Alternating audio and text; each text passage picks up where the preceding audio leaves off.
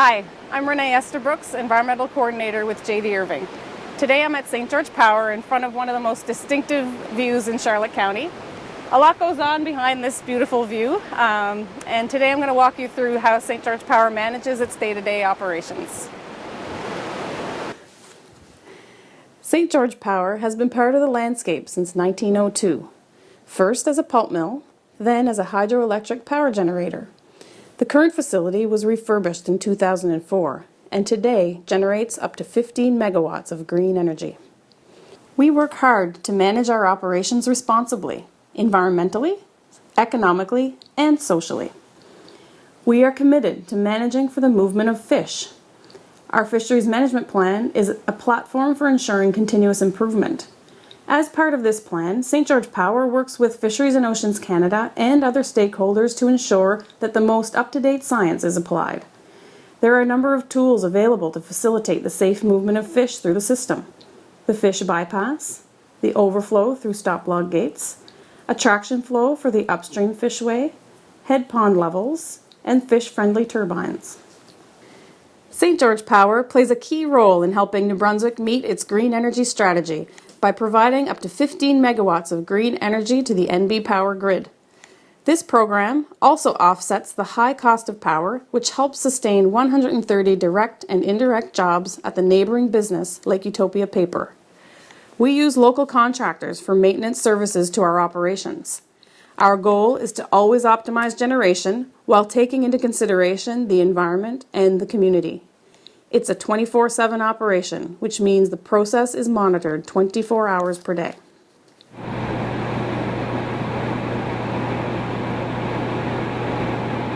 We're in the control room of St. George Power. You can hear the turbines running in the background.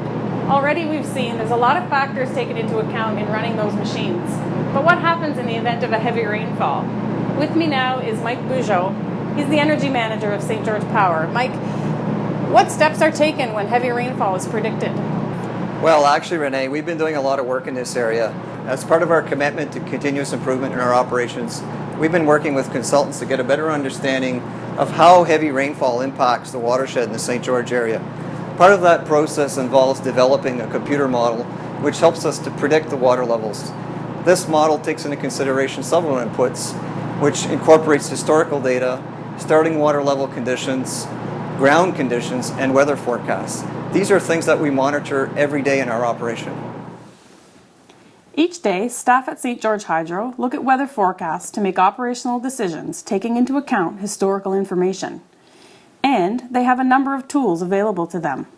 These tools take into account various inputs, including the weather forecast, ground conditions, and water levels to ensure that consistent procedures are followed. Now let's take a look at a real example of the team's response to a rainfall event. On the morning of March 11, 2013, St. George Hydro was running at the normal operating status, as per the Fisheries Management Plan. So that's the low pressure system, or the feature of interest to us. Meantime, Environment Canada was tracking a low pressure system over Virginia, which was heading our way. Later that morning, Environment Canada's 48-hour forecast predicted 35 to 40 millimeters of rainfall for Grand Manan and coastal Charlotte County. Based on this forecast, the team took action immediately by considering similar historical rainfalls, the starting water levels in the system, and the current ground conditions on that day. The decision? Move to the second operating status, which increases the flow of water through the system by running both turbines at maximum power. But on the day of the rainfall event, March 13th, it was clear that the local St. George area was getting more rain than was forecast. The team switched to the third operating status, which removes stop logs and continues the use of turbines to maximize downstream flow. By 10 a.m. March 13th, 40 millimeters of rain had already fallen, and Environment Canada was calling for an additional 15 to 20 millimeters by the evening. As a result of the forecast update, the response was ramped up to the fourth operating status. All stop logs and gates are opened 100% to maximize flow. As the system approached the New Brunswick, looking at along the main New Brunswick border, from the radar shot we could see that there was some cells of heavier precipitation. Claude Cote, Environment Canada's warning preparedness meteorologist, says the overall region did receive 35 to 40 millimeters as forecast, but the pockets of heavy rainfall over St. George were difficult to predict. The computer models will suggest that there's instability of the air mass, the likelihood of these heavier downpours to occur, but to be specific and what community will be affected is practically impossible. St. George Hydro was able to respond to the changing conditions based on its consistent procedures. Once the water levels returned to their normal ranges and weather forecasts were looking clear, the team began to close down gates and returned step by step to normal operating status. Operating changes applied at the dam do control upstream levels the majority of the time.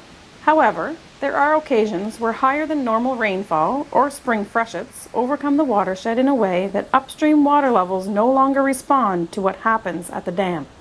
When these situations occur, a wave of water has to make its way down the watershed. All that can be done in this scenario is to keep gates fully open until the wave has passed through. As soon as possible after any storm, the operation returns to normal operating status, where maintenance levels for fish management are maintained. The team applies this consistent approach 24 hours a day, 7 days a week. As you can see, a lot does go on behind this scenic view. We hope you've gained a better understanding of the day-to-day operations at St. George Power. In the end, it's about continuous improvement. It's about continuing to work with stakeholders and ensuring our responsibilities are met environmentally, economically, and socially.